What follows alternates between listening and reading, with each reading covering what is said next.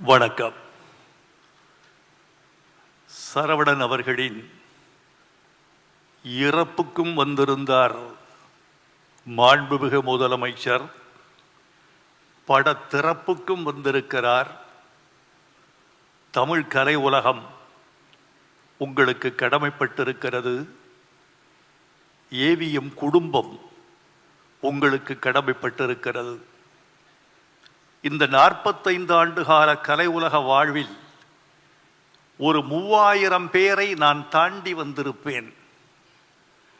அதில் மறக்க முடியாத 10 பேர்கள் என்று சொன்னால் அதில் தலையாயவர் எம் சரவணன் என்று என் வாழ்க்கை குறிப்பு எழுதி செல்லும். ஊரெல்லாம் கூடி ஒலிக்க அழுதிட்டு பேரினை நீக்கி பின் பிணமென்று பேரிட்டு சூறையங்காட்டிடை கொண்டு போய் சுட்டிட்டு நீரினுள் மூழ்கி நினைப்பு ஒழிந்தார்களே என்பது திருமூலர் பாட்டு.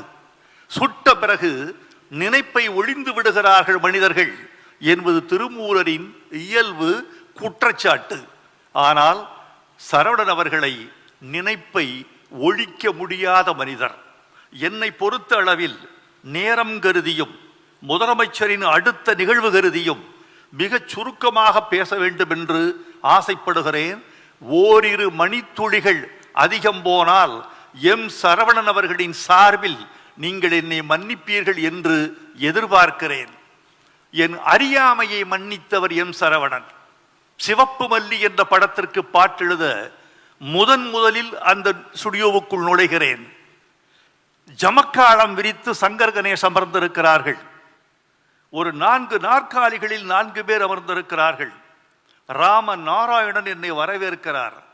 உள்ளே நுழைந்த நான் ஒரு கிராமத்து இளைஞன், நாகரிகம் அறியாதவன். நான் கேட்கிற கேள்வி, உங்களில் யார் குமரன், உங்களில் யார் சரவணன், உங்களில் யார் பாலசுப்ரமணியன் என்று கேட்டேன். இந்த அறியாமையை மன்னித்தார் அல்லவா, அதற்காகவே சரவணன் அவர்களை என் வாழ்நாள் முழுக்க நான் நன்றி உள்ள ஒருவராக நினைத்து பார்க்க வேண்டிய இடத்தில் நான் இருக்கிறேன். கலா ரசிகன், வெறும் தயாரிப்பாளர் மாத்திரமல்ல, பணத்துக்கு படம் தயாரிக்கிற கூட்டம் அல்ல ஏவிஎம் குடும்பம். கலை, நயம், மொழி, தமிழ், இசை, ஒப்பனை, நடிப்பு என்று எல்லாவற்றிலும் உச்சம் காண துடிக்கிற கூட்டம் ஏவிஎம் குடும்பத்தார் கூட்டம் என்று நினைக்கிறேன். ஒரு பாட்டு சுசிலா பாடிக்கொண்டிருக்கிறார். நாங்கள் ஒலிப்பதிவு கூடத்தில் இருக்கிறோம். ஒரு வரி வருகிறது, இந்த இரவு விடிந்து விட வேண்டும், இல்லை இளமை கரைந்து விட வேண்டும்.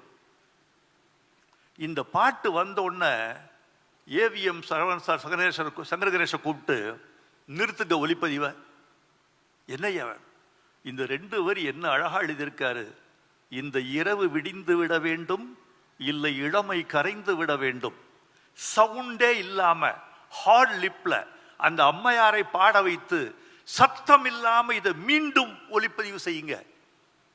இதனால் தெரிந்து கொண்டேன், ஒரு தமிழ் காதல் கொண்டவரோடு தான் நாம் நட்பாக இருக்கிறோம் என்று நான் தெரிந்து கொண்டேன்.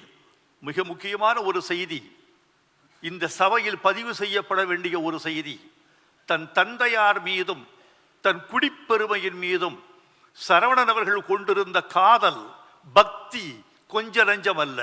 அதை பக்தி என்று தான் சொல்ல வேண்டும். முத்தமிழறிஞர் கலைஞர் 2-3 மேடைகளில் ஒரு செய்தியை சொல்லி இருக்கிறார். சரவணன் குடும்பத்தை வைத்துக் கொண்டு பராசக்தி விழா கொண்டாடப்படவில்லை, நான் வசனகர்த்தா, சிவாஜியின் முதல் படம் விழா எடுக்கப்படவில்லை, அந்த வருத்தம் இன்னும் என் நெஞ்சில் இருக்கிறது. 99வது நாளில் படத்தை நிறுத்திவிட்டார் மெய்யப்ப செட்டியார். அதனால் எங்களுக்கு விழா எடுக்கக்கூடிய வாய்ப்பு இல்லாமல் போய்விட்டது என்று கலைஞர் சொல்லிக் கொண்டிருந்தார். சத்தியம் திரையரங்கில் ஒரு விழா. கலைஞருக்கு இந்த ஆதங்கம், அவர் எவ்வளவு ஆசைப்பட்டிருப்பார். பராசக்தியில் தான் கொண்டாடப்பட வேண்டும், பாராட்டப்பட வேண்டும் என்று ஏதோ சில காரணங்கள். இந்த கருத்தை முதலமைச்சர், அன்னாள் முதலமைச்சர் கலைஞர்கள் சொல்லிய பிறகு பக்கத்தில் இருந்த சரவணன் ஓடி வந்தார். ஐயா, இந்த கருத்தை நீங்கள் 2-3 முறை சொல்லிவிட்டீர்கள், எங்கள் மனம் புண்படுகிறது. எங்கள் அப்புச்சியை பற்றி நாங்கள் உயர்ந்த மதிப்பு வைத்திருக்கிறோம். தயவு செய்து இனிமேல் இந்த கருத்தை கூறாமல் எங்களை மன்னிப்பீர்களா என்று கேட்டார். நான் பக்கத்து சீட்டில் நான் இருக்கேன், ஆடி போயிட்டேன். ஒரு முதலமைச்சரிட உங்க கருத்தை மாத்திக்க முடியுமா என்று கேட்கக்கூடிய உள்ளம், துணிவு, இதற்கெல்லாம் காரணம் தந்தையார் மீது அவர் வைத்திருந்த மதிப்பு.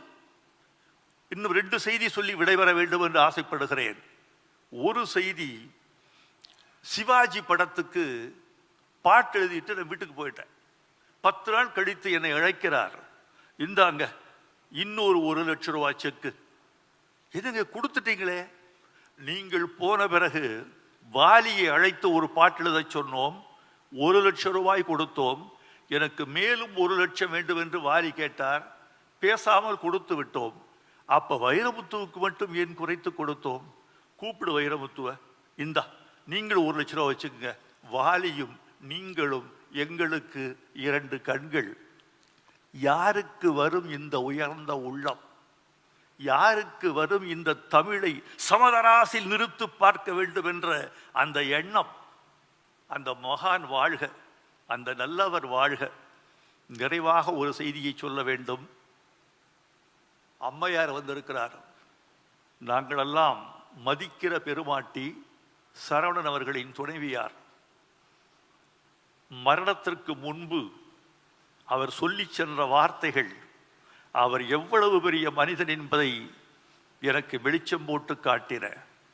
என் மரணத்திற்கு பிறகு என் மனைவி வெள்ளை சேலை அணியக்கூடாது, மங்களங்களை அழித்து கொள்ளக்கூடாது, நெற்றிப்பொட்டு நிறைவோடு திகழ வேண்டும், பூக்கள் அணிந்து கொள்ளலாம், கைவளைகள் கழற்ற வேண்டாம், எந்த ஆபரணத்தையும் என் மனைவி என் மரணத்தால் துறக்க வேண்டாம் என்று சொல்லி செல்கிற ஓர் உயர்ந்த உள்ளம் தன் மரணத்திற்கு பிறகும் தன் துணைவியார் இந்த சமூகத்தால் மதிக்கப்படுகிற இடத்தில் இருக்க வேண்டும் என்று சொல்லி சென்ற அந்த நல்ல கணவனை எப்படி நாம் மறப்பது? நல்ல தயாரிப்பாளர், நல்ல தமிழ் ரசிகர், நல்ல கணவர், நல்ல தந்தை, நல்ல சமூக மனிதன். அவர் சென்று பணியாத திருமண வீடுகள் இல்லை, அவர் சென்று அஞ்சலி செலுத்தாத இறப்பு வீடுகள் இல்லை. ஏவிஎம் குடும்பத்துக்கே எல்லா நிகழ்ச்சிகளிலும் கலந்து கொள்ளக்கூடிய ஒரே ஒரு ஒற்றை அடையாளம் எம் சரவணன். அவர் மறைந்து விட்டார் என்பது பௌதிக உண்மை. பிசிக்கலா அவர் இல்லை, எலும்பும் நரம்பும் சதையுமாய் அவர் இல்லை. ஆனால் உணர்வுகளாய், நிறைவுகளாய், நல்லெண்ணங்களாய், விழுமியங்களாய் அவர் நிலைத்து வாழ்வார். வாழ்க எம் சரவணன் அவர்களின் நினைவுகளும் புகழும்.